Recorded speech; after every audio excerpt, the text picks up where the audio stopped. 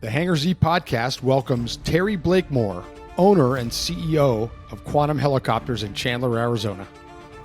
The guy that was the formation lead who saw his jet explode, 13-stage compressor exploded, and the whole thing was engulfed in flames.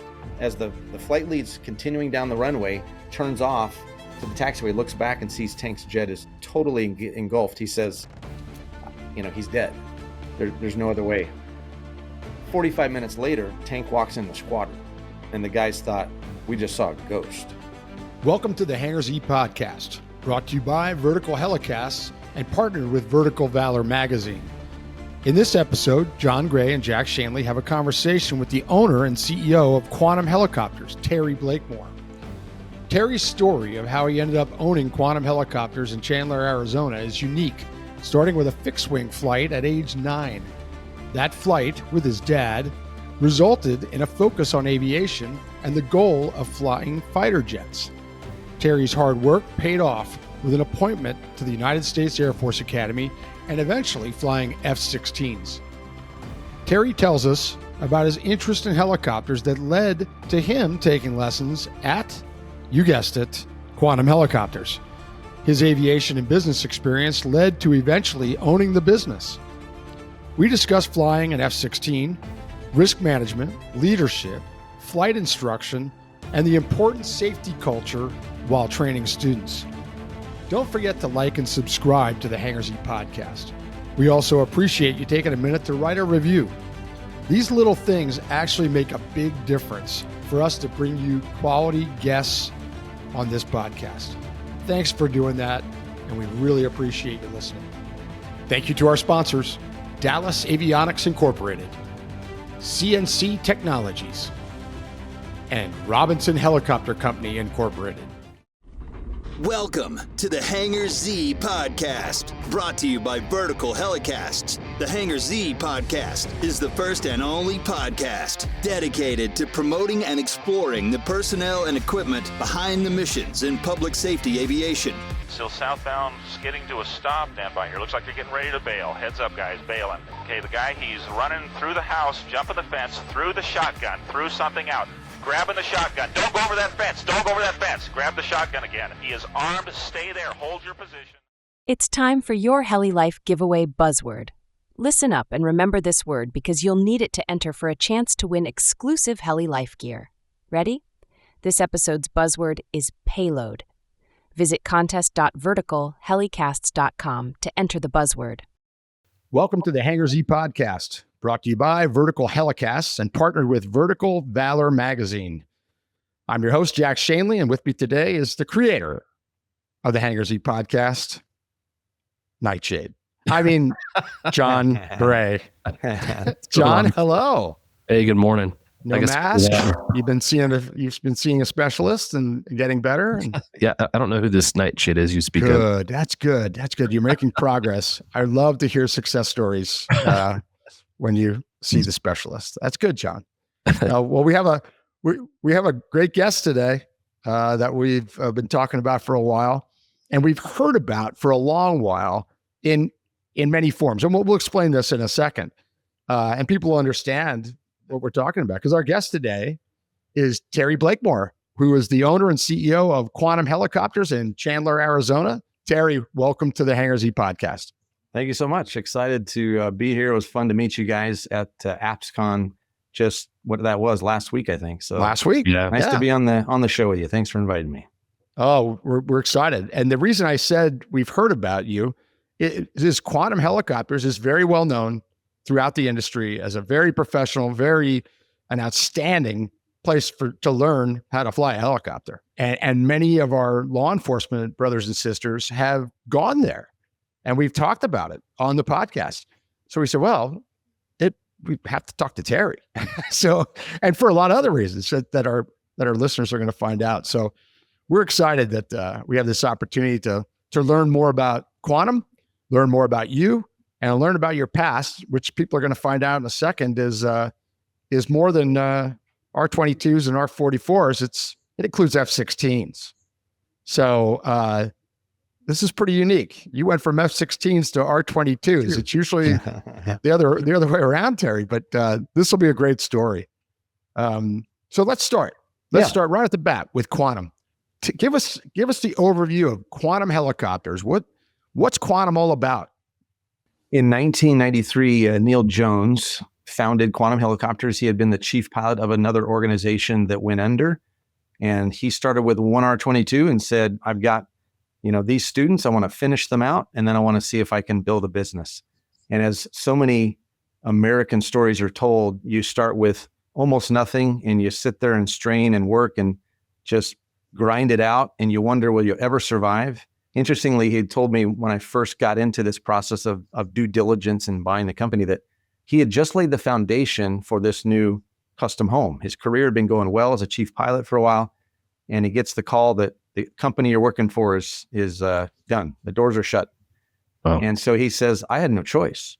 I've got a mortgage on a construction note. I got a little kid at home, and I've got a wife that's depending on me. So I got to make it work. So he started Quantum Helicopters. It was on the west side of the Chandler Airport for a number of years until 2006, when he finally was able to move it to where it is today, where it sits now on the largest public heliport in the entire United States. And when I say the largest public heliport, I mean by helicircles and space, there's not a bigger one publicly that we know of. So there are 34 helicircles here. It is a phenomenal facility. It looks like they were building a place for Boeing to manufacture and fly their Apaches, but it's Quantum Helicopters. And we have a dedicated section that's all ours. A bunch of them are public use, but honestly, there's hardly anybody that uses it. So in the history since 93, Neil has thought somewhere around 3,500 to 4,000 pilots is what Quantum has trained. And it's been all primary training for the most part, private through ATP. But recently, and I say recently, within the past couple of years, we started NVG training. And having done a lot of that as an instructor in the F-16, it's right up my alley. So it's a fun transition to do. And how long have you been the owner CEO? So I closed in August of 2024. So it's literally been almost to a couple more weeks, and it'll be the 1 year anniversary. And Neil and I'll shake hands and say, wow, we made it through the first year. And honestly, Neil would tell you that. In fact, this morning, we had some guys from the FAA come down and do ramp checks and maintenance log checks. And Neil's talking to these guys and said, really, honestly, it's been a wonderful transition. Neil and I have a great relationship. He is a high integrity, high quality professional guy. He's been right across the hallway from me for the last year, so I can ask, 800 questions a day if I want.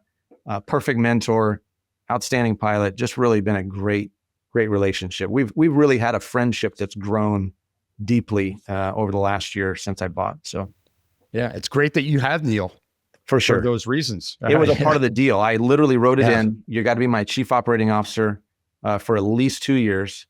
And that way I just have a guaranteed kind of mentor there for anything that comes up that I don't anticipate. And honestly, anybody who's doing it correctly would say, there's always so much for me to learn from people that are way ahead of me. And that's the case with Neil. He's just an outstanding mentor to me. So what's the total fleet? What's the fleet looking like now? So we have 15 Robinson helicopters. We've got about 30 folks on staff. 20-ish of those are instructor pilots. That number goes up and down a little bit. And then the maintenance staff and the administrative staff make the other 10 up. And those are growing numbers. We're adding mechanics because we're going to take on more and more. We are a full service overhaul center for all Robinson models. And so we do all of our own maintenance and a lot of our customers' maintenance. And so that part of the business continues to grow nicely. And our hope is to do even more of that, because as the R-66 hits its first 12-year group, which happened in 2024, every year there's about 170 to 250 and beyond that are coming to their 12-year point. If they've not been overhauled at that point, at a minimum, they're going to get a 12-year inspection, which is most of an overhaul. And if they've hit their 2,200 hours, then obviously they'll have been overhauled prior to that. But there's a big number, is my point, and we're ready to take that work on and grow it. And I'll let you tell us about the hours per year and graduates per year. I saw the number, but tell us about that. It's impressive. Yeah, again, just an incredible business that Neil built. it had been flying, anywhere from, call it 12 to at its height, almost 19,000 hours. There was a time when they were doing a lot of Chinese and Japanese training, and those folks were coming over in huge numbers. And so there were a couple years there where Neil said it was wonderful, but it was almost too much. Yeah. So with that size of fleet, we can keep about 10. That's what we need to manage about 50 flights a day. We've got a couple of VFR ships that are ready to be put into use. They're fully overhauled and ready as spare aircraft in case you had an overspeed or something else. But honestly, 10 works pretty well for now. I hope that we'll put those into use, and I'll buy a couple more as the flight training site continues to grow. Check ride wise, total a year, somewhere around 150 check rides happen out here. And so that number ebbs and flows a little bit. I would say it'll be up higher than that this year. And just so I heard it right, how many flights a day? 50? Yeah, about 50 flights a day, particularly in the summertime where things are a little bit truncated. We are flying from 7 a.m. to sometimes 11 p.m. when we're trying to get all the private potentially through their night stuff quickly. But yeah, about 50 flights a day. In the in the fall and spring, that number can be that high. Sometimes it'll be a little bit less because there's a little bit more time. But summertime, we're trying to, basically knock everything out from, call it the first week of June to the last week or midweek of August. So it's just a shorter time frame, and you end up flying a few bit more. But yeah, these Robinsons, amazingly, I've said this both on the Robinson video stuff that I've done with them, episode 5 and 6 of their Climb Higher series, and Neil said it in episode 1. We fly these things sometimes 7 times a day, 6 days a week. And they just go and go and go and go. You put your 100 hours on them, you do your fuel and oil changes, and then you overhaul them at 2,200 hours. And then when you do, you take it apart and send all the stuff back you have to. You put new blades on and such. And honestly, usually there's not very much that needs to be done. Honestly, that's why they originally were 12-year blades and then now become 15-year blades. Because they'd take them off at 12 years and go, there's nothing wrong with these blades. We're throwing away perfectly good blades. So the FAA allowed them to extend the life there, some major components, which is very, very helpful. Wow. That's really amazing. That much flying is going on at one location, in Chandler, Arizona. It's wonderful. It's probably fun to watch. It's like it is. They're like birds or bees coming around a nest every day. God bless our neighbors. We do our best to we've developed some noise abatement procedures to try to avoid overflight of certain areas. And we try to do a lot of our training off of the airport location. We've got a couple of fields close to us that we can do training at for all kinds of pattern work, auto rotations. And then we've got, desert and mountain regions to do off airport landings and such. So it's really an ideal training location. The weather, of course, is perfect here. It just almost isn't better anywhere in the entire United States or the world for that matter. That's why, for example, the biggest and best ranges the Air Force has are right here in Arizona. The Barry Goldwater Range basically goes from Tucson to Yuma, and it's both military operating areas and restricted areas. And it's just an incredible range. We've got wonderful flying airspace. In the 3 years that I was here training and then starting as an instructor, I had one weather cancel. Now, we've had very mild monsoon, and if you get a good monsoon season, you can get some afternoons that are a problem. Sure. But I have canceled one flight this last year due to weather. It was an NVG flight this week because, hey, if you're going to go fly night vision goggles, you don't need to mess around with thunderstorms in the area or anything close to that. There's no reason to, when you're already at a higher level of risk, to go do more of that. So the weather here is perfect. It just makes for a great training environment. Last week when we were there, it was really nice. I mean, it was really hot a couple of days, normal Phoenix hot, but then the rest of the week was very nice. Yeah. And like you said, no storms were rolling through, none of that. And then the aircraft coming into the convention center, going out, everything went smooth there because there was no weather issues, clear and blue, and it's beautiful. Just amazing. It now makes me regret that we didn't slide down there, John, and watch a little bit of this action because of the amount of activity there. That'd be fun to watch. Well, I'll tell you a funny story. There's a gentleman that does some freelance work for a few different aviation groups, one of which is Vertical.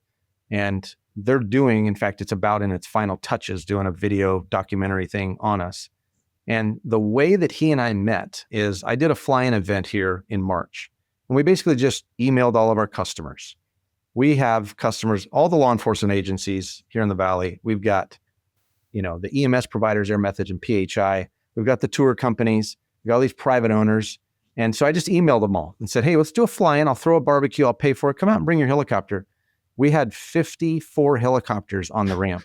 Wow. And the way he found us is on a Saturday morning. He's just looking at his ForeFlight ADS-B, and he just sees all these helicopters coming in. And he's like, what's going on at Quantum? So he came out here and found the ramp full of helicopters and said, in fact, we even had a couple of military, some foundation guys, the ones that fly the Huey, the Army Air Force Foundation, Huey and Cobra. And then Dylan brought a Black Hawk. It was just awesome. But he was like, hey, by the way, this is my gig, and I'd love to come out and do some video and you. So that's how Billy and I met. And it was all because of all the bees buzzing around the nest. Yeah. Billy does some amazing work. That's great that he's covering you guys. He did. I think you're going to really like it. The videoing that we did for a number of days was really cool flying. People are going to be amazed what they see in Arizona when that comes out. Yeah. So now, we're going to get to your background, but you're a helicopter pilot. When did that happen in all this other stuff that we're going to get to? When did the helicopter part happen? Thank you to our sponsor, Robinson Helicopter Company, the choice for unrivaled safety and reliability, so you can accomplish any mission with confidence. For more than half a century, Robinson has been at the forefront of the helicopter industry. From the R-22 to the R-66 turbine, Robinson makes helicopters accessible so more people can accomplish more missions. Climb higher. For additional information, visit www.robinsonheli.com. It happened after about 30 years of fixed wing flying when I was building houses and doing some other business work. And I got a little bored and said, I've always kind of wanted to fly a helicopter. And that happens, by the way, with so many fixed wing guys. Yes. Whether they've been professional pilots or private pilots, they get to a stage in their life, typically when they have the money and the time, and they go, that's it. I'm going to go do that. And so I started Googling and ended up finding, wow, having been an instructor here in Arizona, in Phoenix, having lived here for almost 20 years, I never knew right in our backyard is the biggest public heliport with all of these helicopters flying around. So I ended up calling and trying to verify. And at the end of the day, a couple of years later of training, it was, I just fell in love with it. I mean, when I walked in the door at Quantum and I saw what Neil had built, the facility, the maintenance, the helicopters. I mean, he had two guys, all their full-time job was cleaning helicopters and cleaning the floor. So when you walk in there all day long, they're just making everything look nice. Then he's got a full maintenance staff doing all the maintenance. Then he's got all these instructor pilots who are motivated, solid professionals.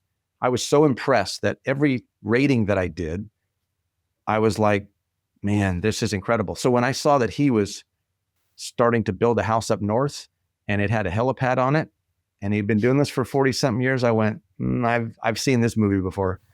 So I approached Neil and said, what's your exit strategy? And, but that all started in early 2022, like end of 21 is when I started kind of researching and ultimately started flying in the first part of 2022. Wow. That's really cool. And so at what point while you're there training, did that light bulb go off where you said, this may be not only a fun and exciting hobby that I have here, but this may be a business opportunity. Was it early? Was it late? How did that come about, Terry? It was fairly early. Like in my private, I was trying to figure out during private lessons, do I have enough time to be building? Because I was doing a little mini subdivision at the time. Do I have enough time to do the rest of the underground work and get that thing going and run the other business things that I was involved in? Can I do that and fly? And so I was taking 2 days a week, flying twice a day and doing a little ground school. And I figured out after private, this is doable. Let's do the instrument rating. And these were all add-ons for me because I was already a CFII on the fixed wing side. Yeah. So I just figured out, wow, this is fun. And then I again was observing. I call this the longest, best 2-year due diligence process a guy could have. I was seeing all the inner workings of From the quantum. inside. That's From right. the inside. I'm a right? student, and I am learning everything about how the instructor pilots, the maintenance, the administrative staff, everything happens. And again, you come down here sometime and check it out. When you walk through the front doors, you will probably be like, I've never seen a flight school like this. This is just a highly professional organization. And that's what I was watching day to day. Neil is just, a top-notch guy. So by the time I hit my instrument, I realized I think I'm interested in maybe talking to Neil about whether this business would ever be one he'd consider selling. So I scheduled breakfast with him, and I had been talking to him about some of the other business stuff I had done. And so he knew now I'm a business guy. And so now we're talking as kind of business owner to business owner. And so I just asked the question, hey, what's your exit strategy? And he kind of talked to me about, I can't do this forever. I've been doing it a while. And then that was it. And I decided there's no way I can buy this as a student. That would be weird to own a flight school when you're still. So I said, I kind of got to get through the whole thing, but I'll give it another rating or so, and I'll do this again. So during my commercial, beginning of my CFI time, I took him out to breakfast again. And I said, Neil, man, I'm serious. I'm really impressed with the business. I really am interested. What's your exit strategy? And he said, man, I wish you would have told me this earlier. I just listed the thing with an M&A firm. And I thought to myself, well, no, I did tell you. You just forgot. I said, that's okay. Put my name on the Rolodex of that. And they sent it out he said they got a Rolodex of 400 people they're going to send it out to. So what I did is I signed the NDA. I gathered all the financials and all the due diligence documents they had. And I built the financial models as fast as I could. So I could be here with a letter of intent faster than anybody. That's always been my strategy in business, is I'll make the decision much faster and with full confidence of what I think this thing's worth before a big organization can even hardly get their stuff together. So I was one of the first guys to put an LOI in. He had 2 others that he looked at, and then ultimately he and Jennifer said, we'd like to do the deal with you, Terry. So it was just a really wonderful thing. I'm incredibly blessed, really, really enjoy the business. Most fun I've ever had in any business. And I've been in a lot of different businesses. Mm-hmm. This one's the most fun. And this one's a long-term one for me. This is not he was a little worried about that. Are you going to fix and flip this? You're right. And the answer is no. This is a long-term deal for me. That's amazing. It's like undercover boss before you're the boss. Yeah, that's a good one. And Terry, you didn't have to wear a wig or mustache or anything. That's right. Because you were just there as a student. You were a customer of this company, right? And were so impressed with it, and so happy with it, and so intrigued by it that you end up buying it. That is a really cool story. I don't think there's a lot of that happens. I mean, on that scale, there's people that, of course, there's CEOs and owners that, I bought the product and I ate it and I liked it. I get that. This is different. You went through CFII, correct? Right? Correct. I mean, you went through the entire process that many of these students go through. You got to see, hear, smell, the whole thing, and it impressed you so much that you made that leap. That's really amazing. Well, that's a big testament again to what Neil built. Now, if you take a look, for example, at our maintenance, the director of maintenance is a guy named Paul Mansfield. He's been with Neil for 32 years. And before that, he was at Robinson at the factory starting in 1986. And this is a testament to how good the maintenance is and how well respected this organization is. When Neil Jones went to David Smith, the CEO of Robinson, and said, hey, David, I just want to give you the heads up. I'm selling the organization to this guy, Terry Blakemore. David's first comment after congratulations was, is Paul Mansfield still going to be your director of maintenance? Now, when the CEO of Robinson Aircraft knows your director of maintenance by first name, that tells you something. And I refer to Paul, and most people do, as the Rain Man of Robinson helicopters. The guy knows anything. You could touch any part on the Robinson to the smallest little bolts, and he'll tell you the part number of that. He is that smart on it. When I had lunch with David Smith last week at AppsCon, we were talking about Paul, and he said, oh yeah, I mean, look, there are a few around the world and Paul's the guy here in the U.S. So our bookkeeper, office manager, has been here for 32 years. Neil has just built this organization that people have loved to be a part of. And in the aviation world, obviously, you're growing up young folks that are going to go on and keep having helicopter careers. So you don't expect that you're going to have an instructor staff that's going to stay here for that long. But he's had chief pilots that have stayed a very long time.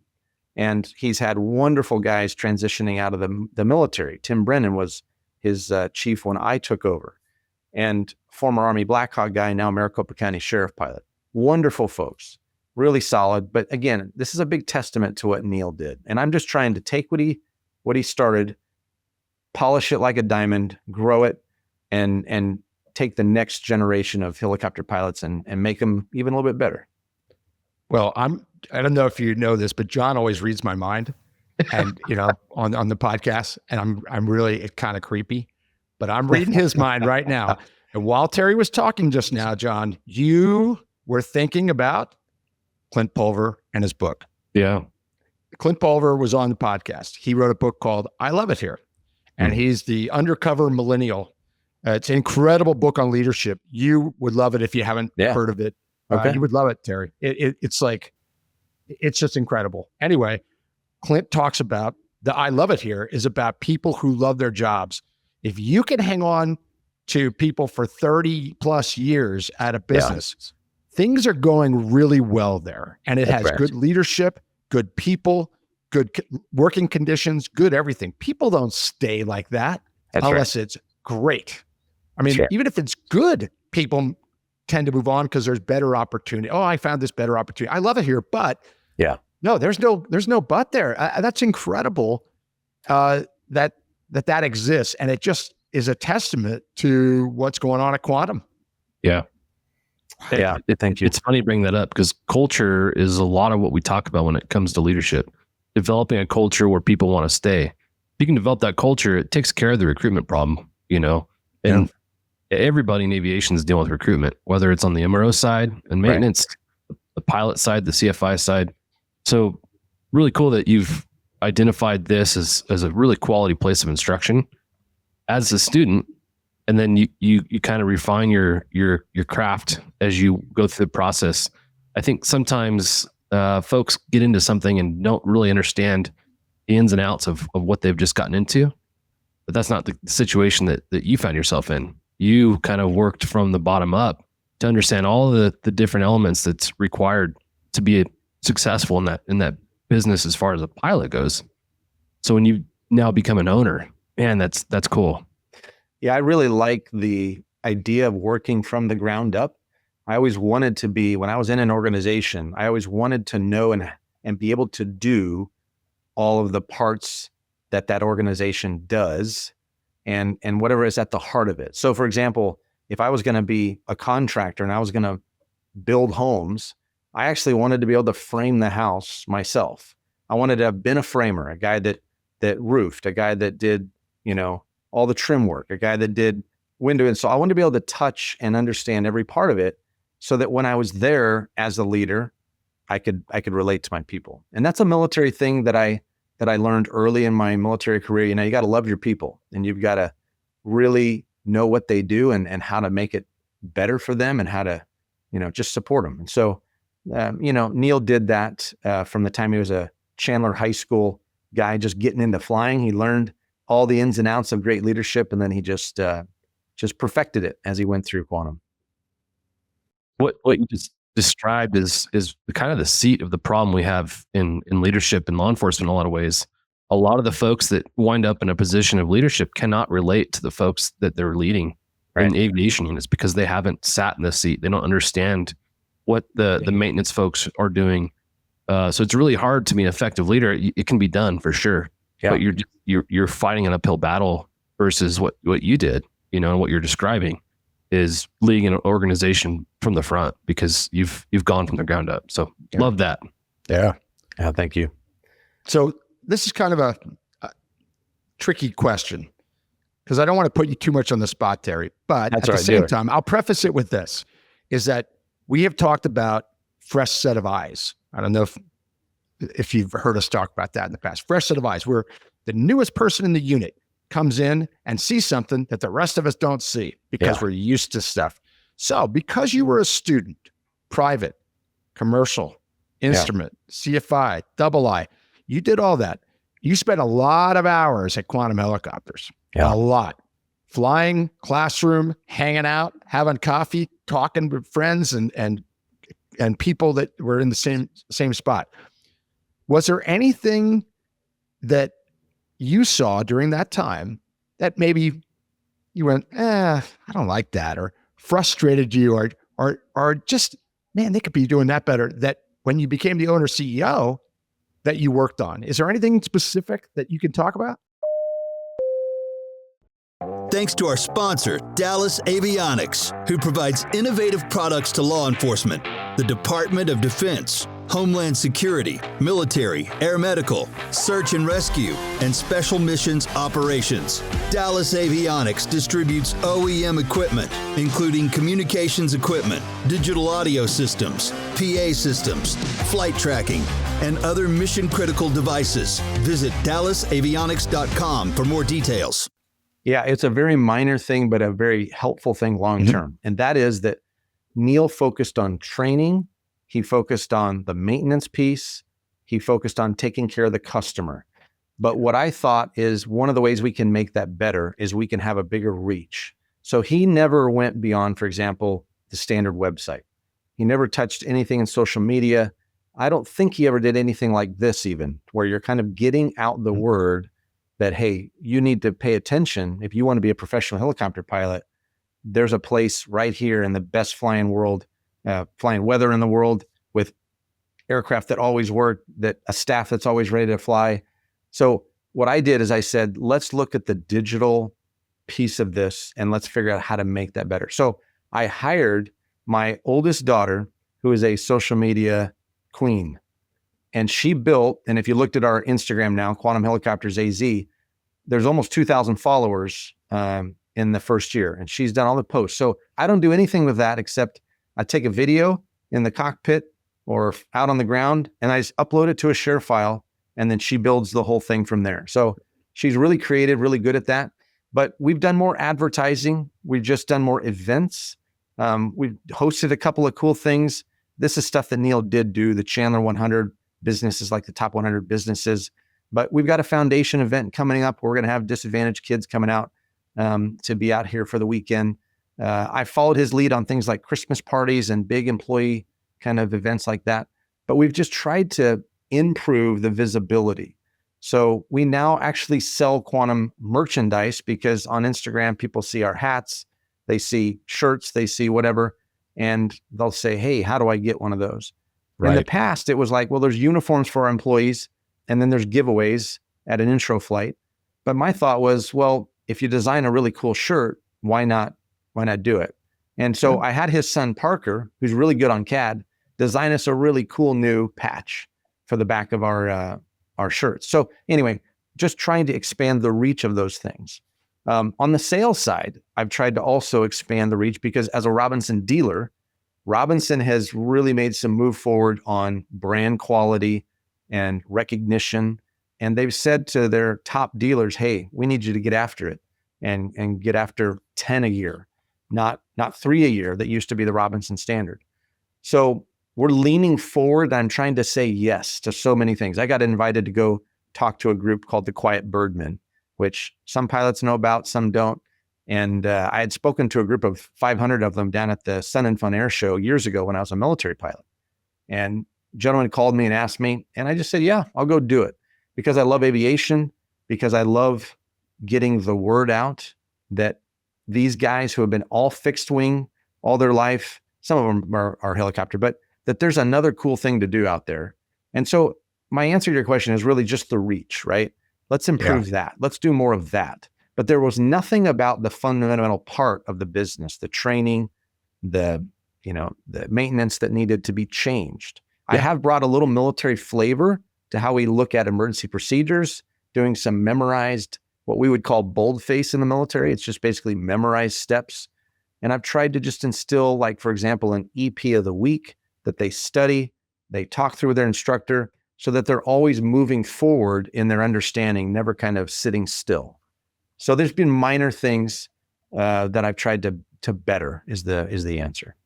That's exactly what I was looking for. Outstanding. And by the way, you said boldface. Is the boldface in the military? You called it that because it was in bold on the checklist. It was in bold, and that's the important stuff. Is that where that term? That's right. Directly They were comes from? memorized. They called them boldface in flight school. Some of the weapon systems, like in the F-16, they called them CAPS, critical action procedures. They had to be memorized, word for word, letter for letter, dash for dash. Everything had to be exactly written out correctly.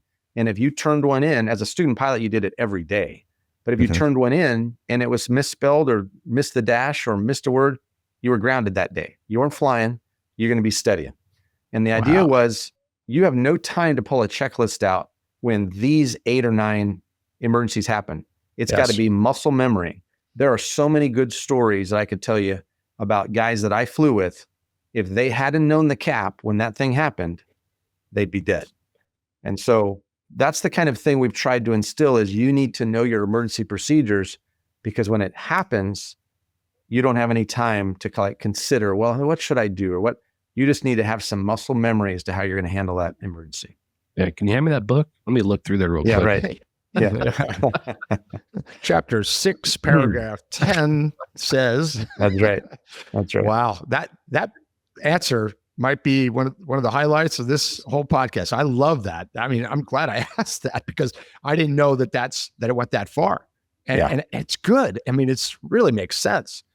Now, John and I were lucky because we did our flying with a tactical flight officer. And I don't know about you, John, but I bet your TFOs carry checklists, emergency checklists. Yeah. Ours did too. And they knew how to find something. Yeah. So if we had the hydraulics horn and light came on, I didn't have to. I mean, I am expected to know that procedure, but I also had the backup of a partner that could pull out the checklist, go to hydraulics and say, adjust speed to 40-60, Jack, and to remind me. But as a solo pilot, you can't grab checklists when the hydraulics are working on an A-star. That's It's impossible. Yeah. So that's exactly really right. cool. And it's the difference. That. It's the difference sometimes between, again, somebody preserving their life or losing their life. So, I haven't literally been a pilot in command of an F-16 since 2011. So that's 14 years. Yeah. But if you put me in an F-16 today and I'm on the runway getting ready to do a formation takeoff like my buddy Tank was, and I go full afterburner, and all of a sudden I have an engine fire, which he did, that overwhelmed the whole cockpit. I could do it right now. Throttle off, JFS off, fuel matcher switch off. Throttle off, seat safe, belt kit harness, G-suit release, open the canopy, exit at a 45 degree. 14 years later, I can do that because I did it so often in the military. Yep. And that's what Tank did on the day that happened. And he got out of the jet, ran away from it. The guy that was the formation lead who saw his jet explode, 13-stage compressor exploded, and the whole thing was engulfed in flames. As the flight lead's continuing down the runway, turns off to the taxiway, looks back and sees Tank's jet is totally engulfed. He says, he's dead. Yeah, there's no other way. Sure. 45 minutes later, Tank walks in the squadron, and the guys thought, we just saw a ghost. And he said, I don't even know if I did anything right. All I know is I'm out. And when they looked at that cockpit, every switch was exactly where it should be, because he had the muscle memory and the training to just do it when everything, stress-wise just went through the roof. So that's the kind of culture. It's like a Green Beret mentality. We have to kind of win the hearts and the minds and kind of over time reshape a little bit of the intensity. My dad was a pilot, fixed wing guy, all of his training civilian. And I've tried, when he and I were flying together, to just instill a little bit more of the emergency procedure mindset. Like, how do I safely get through critical problems? And that's something that the military, I had the opportunity to learn from them. You guys learned on the law enforcement side, and it makes a difference. It does. It really does. That is really interesting. What was there any resistance at all to bringing in some of the military ideas, or did people look at it like we just listened to it and went, well, that makes sense? No, yeah, I think generally people have just said, well, first of all, you're the boss. We'll kind of follow what you're doing. Yeah, that's good. But number two, I've tried to do that with a soft hand. So let me give you an example. Yes. In the military, when you show up at your first fighter squadron and every fighter squadron after that, regardless of your experience level, there is an unspoken rule that says for the first 6 months, you just shut your mouth and listen and learn. So I didn't make any real major changes in the first 6 months. In fact, when we brought the transition and finished it, my goal was for everybody to not even notice anything had changed except Terry was sitting in Neil's office. So I wanted the payroll, the insurance, the helicopters, the bank accounts, the merchant processing, the lights, the utilities. I wanted everything to work exactly the same way when it swapped over. And it did. And Paul Mansfield said to me, as I felt like was a really nice compliment, about a month later, he said, well, did something change around here? Because everything was the same. So then I began to kind of like the 1,000-pound elephant, how do you get a 1,000-pound elephant to move? You just lean just gently on them. And over time, as you lean, eventually they start kind of shifting, right? And so it's a slow, it's an evolution, not a revolution. That's the idea, right? We want to slowly and correctly change the things that we can make better. Nothing needed to be fixed. That was the beautiful thing. But we could make everything better. And that's always the case, right? You brought something up a minute ago that I want our folks to hear, especially if they're chief pilots or chief TFOs. You talked about EP of the week. I think things like that outside the box, and while that's not outside the box, it kind of is for folks to consider. How do I implement training that our folks can benefit from that isn't the once a quarter EP flight that it's, of course, we're tasked with memorizing our EPs and all the things you're discussing. But I think by focusing on one particular EP for a week at a time, and there's so much value in that. I love that you brought that up, and I don't know why I hadn't thought about that before. And I'm sure there's a lot of agencies that do something similar to that, but that's not something I've heard or did. I don't know if Jack, did you guys do anything like that? Not really. No, I jumped out at me when Terry said it too. That just makes sense. This is your profession. They're going to have these events. Chip lights is a great one. When you have a big fleet and you're flying 17,000 hours, there's going to be all these emergencies are going to come up. Yeah. Most of them. I shouldn't say all. The engine outs and engine fires. Do they happen? Yes. I mean, I know two people in my own department that had real engine fires. But you know what I mean? The ones that are going to come up. You've got to know this stuff. You do. So having that emphasis is great. And it's not just like, hey, the EP of the week is electrical fire. So go look at it. We have a sheet of paper that's printed out at the beginning of the week, and it's put next to where everybody pulls their book and sees the schedule for their flight. Then in the bathrooms above the urinal and next to the toilet is the same EP of the week. And then the instructors are told, you talk through that EP of the week in the helicopter on the ground before you start up. So the idea is, let's take the frictions off and let's move the switches and let's talk about you're flying. And here's what happens. You have an electrical fire in the airspace. And now we're pretending that the student is solo. The instructor's here to talk to him, but the student's got to do everything. So don't just let go of stuff. You can't just let go of it. You're flying the helicopter. You're going to have to let go of the collective and go battery and alternator off, cabin vent pull, right? And so you step them through it and you're saying to them, think about what you're doing. The scenario is you're in the airspace. This happens. What are you going to do immediately? What are you always going to do? You're always going to fly your helicopter. Any emergency can become a real emergency when you stop flying the helicopter. Yeah. So you're going to fly the helicopter. You're going to start doing the critical actions. You're going to find a place, because the next thing is land immediately. So you're going to find a place to point that helicopter. Does it mean an auto rotation? It doesn't. It might mean an auto rotation, but it doesn't have to mean. It means land immediately. Now let's finish that process. You turn there and you found your spot. You're going to do a normal approach into that spot. The engine's running correctly. All is well. Now what are we going to do? We're going to finish our landing. And then at the end of that, we're going to finish the checklist. Now what are we going to do? We're going to apply the rotor brake eggs to the helicopter. We try to walk them through the entire scenario so that they will have confidence when they are solo. If anything like that happens, they'll say, oh, I've been here. I know what I'm going to do. And it will not be the first time that they have that in a total panicked situation while they're solo. That's the idea. That is great.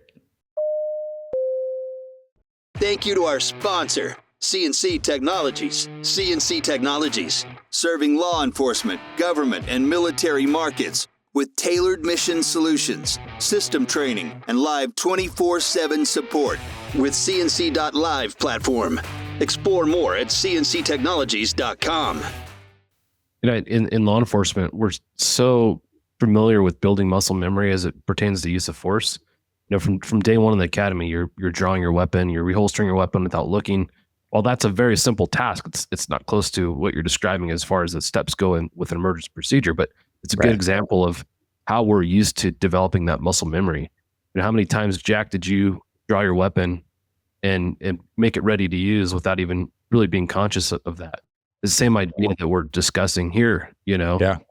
So, we do understand how important EPs are and it's stress in every aspect of our training. But I think what you're suggesting is great, Terry. I think it's, kind of elevating it to an even higher level so that you're not having to think through or ask for a checklist.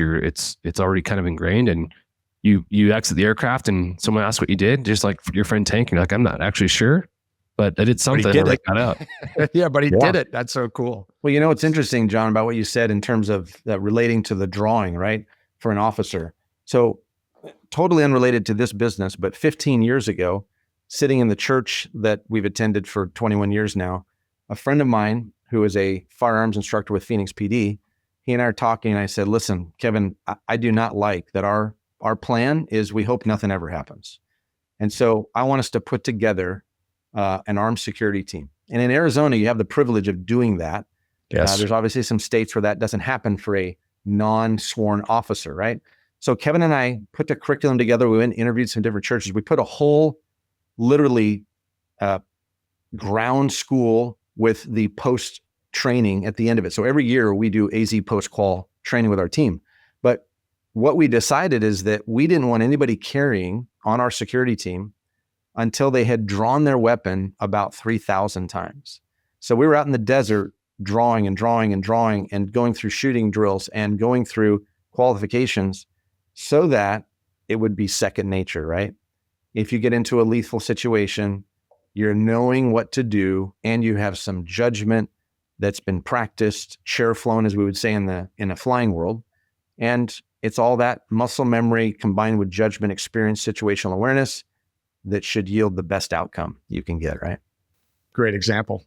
Great example. I really like that what you described that you're doing with the EP of the week in the bathrooms, on the walls. You're getting some rote memory going there because they're seeing it over and over. Yep. But I love that you follow it up with in the cockpit, apply that rote memory to now muscle memory, system one, actually touching the switches, moving them, and doing what you need to do.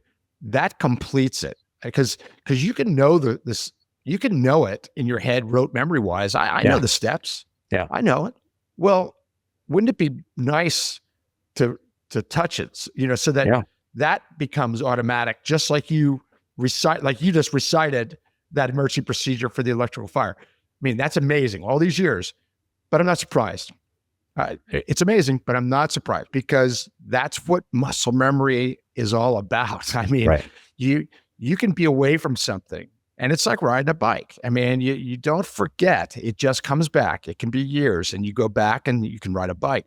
But for emergency procedures, when you can rattle them off like that, and I'm betting, correct me if I'm wrong, Terry, that in your head, your hands could, if you wanted to, you could move your hands right there while you're sitting there to places where those switches would have been to do those things, right? Sure. That's right. Because you did it so many times and as part of your, it was part of your training, part of your experience, part of the way you were trained. Man, this is so important. This is one of those rabbit holes we go down on the podcast where you just go, oh my gosh, this is gold. because every pilot, whether you're flying a R-22 or an F-16 or a 747 or, a Cessna 172, it doesn't matter. It's all the same. It's all the same. It's different procedures, different buttons, but the idea behind it and learning is all the same. That so valuable, so valuable. I'm so glad we went down this route, and I'm so glad that you're doing it for quantum students. Yeah, thank you. You're right, and I think to add to that, in the emphasis for the instructors, is to say, if you're a decent instructor, become a good one. If you're a good instructor, become a great one. If you're a great one, become an excellent one. If you're an excellent one, become an outstanding one. And part of that is the discipline of continuing to move forward. Like, I have a handle on the emergency procedures, but my knowledge base on the FARs is not what it could be.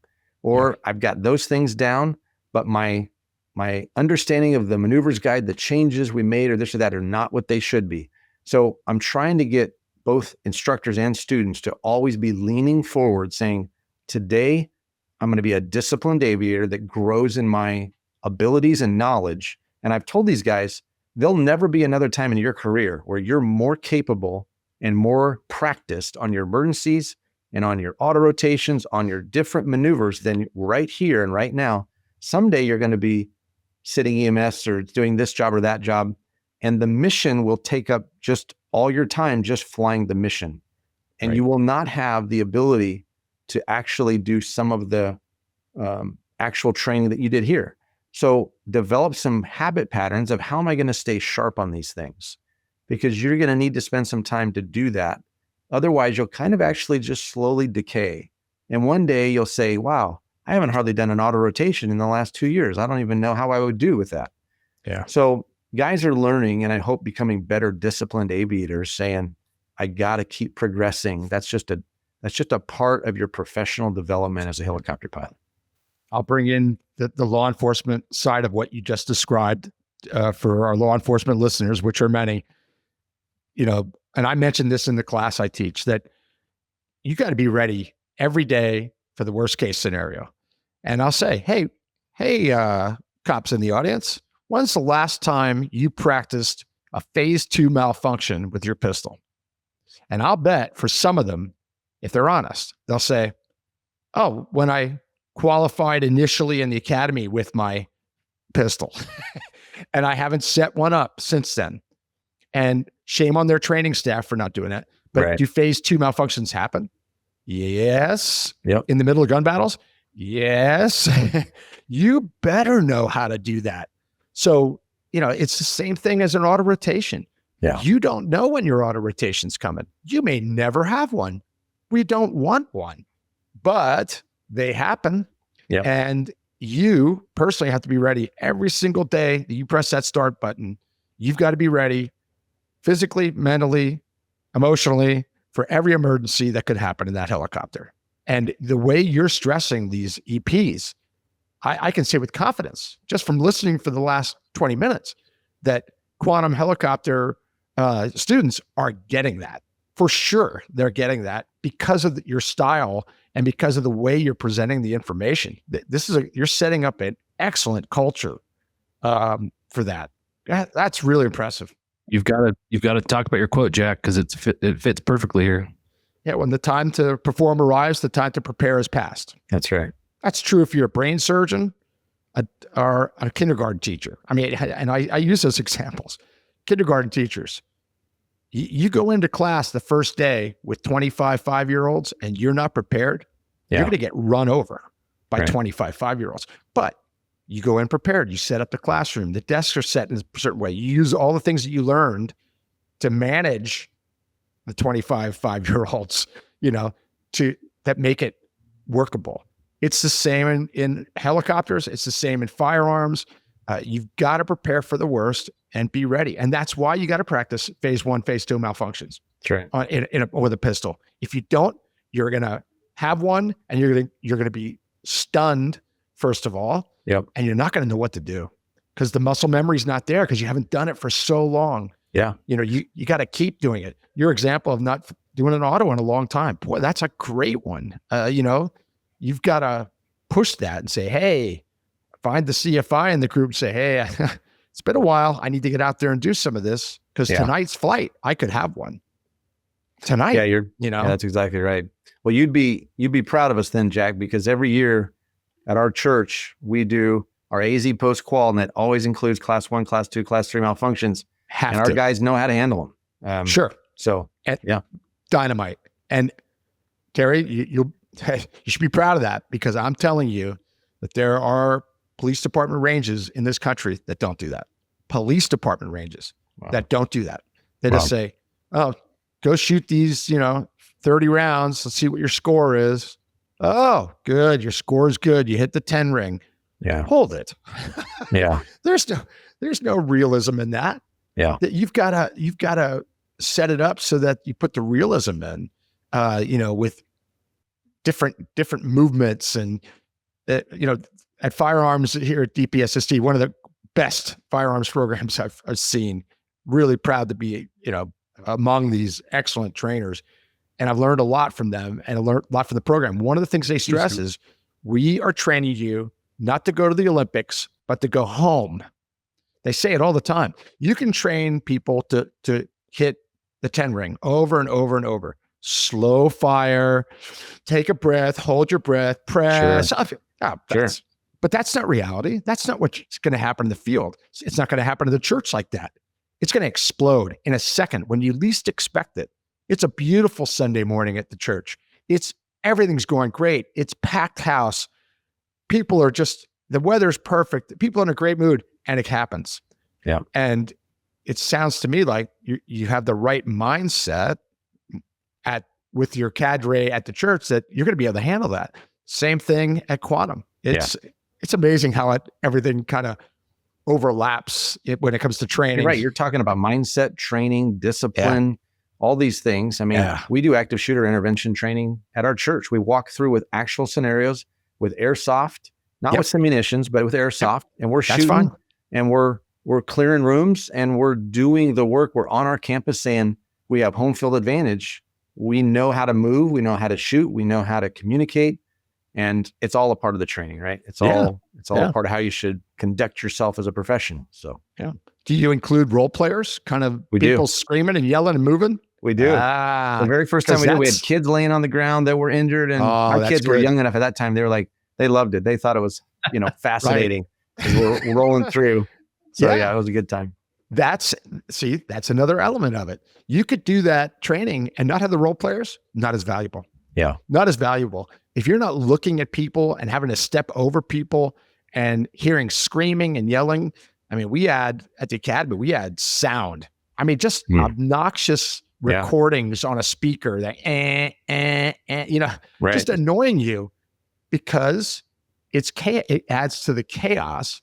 And let's face it, those incidents are chaotic. So that's really cool. That's really cool. Wow. That went down a great path, huh, John? That was fantastic. So let's go back to Quantum specifically. And this is kind of how this topic is kind of how we came to you, Terry, because we have contact with law enforcement. And so tell us how Quantum Helicopter supports the local law enforcement agencies in their training, how that works, and how important that is to not just them, but to Quantum Helicopters. Thanks for joining us for this episode of the Hangar Z podcast. Don't forget to like and subscribe to hear more stories that promote the personnel and equipment behind the missions in public safety aviation. Lastly, stand by for a message after a word from our sponsors. Cheers. Thanks to our sponsor, Dallas Avionics, who provides innovative products to law enforcement, the Department of Defense, Homeland Security, military, air medical, search and rescue, and special missions operations. Dallas Avionics distributes OEM equipment, including communications equipment, digital audio systems, PA systems, flight tracking, and other mission-critical devices. Visit DallasAvionics.com for more details. Thank you to our sponsor, CNC Technologies. CNC Technologies, serving law enforcement, government, and military markets with tailored mission solutions, system training, and live 24/7 support with CNC.Live platform. Explore more at cnctechnologies.com. Thank you to our sponsor, Robinson Helicopter Company, the choice for unrivaled safety and reliability so you can accomplish any mission with confidence. For more than half a century, Robinson has been at the forefront of the helicopter industry.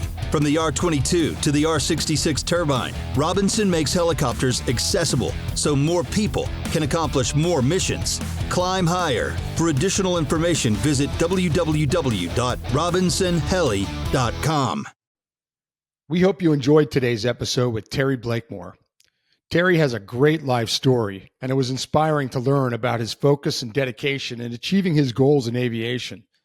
F-16s to R-22s is not the normal route in aviation, but it sure worked for Terry. We particularly enjoyed Terry's perspective on training and safety in both fighter jets and helicopters. To learn more about what Quantum Helicopters in Chandler, Arizona has to offer, go to quantumhelicopters.com.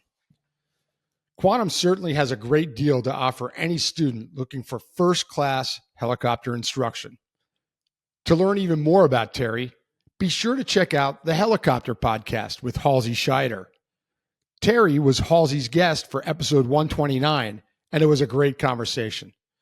Speaking of other podcasts on the Vertical Helicast platform, there's some amazing content on the Real Rescue Podcast with Jason Quinn, the Vertical MRO Podcast, and the Valor Flight Crew Podcast. Vertical Valor Magazine certainly has you covered on everything rotorcraft. Thanks again for joining us. Stay safe, and we'll catch you the next time on the Hangar Z Podcast.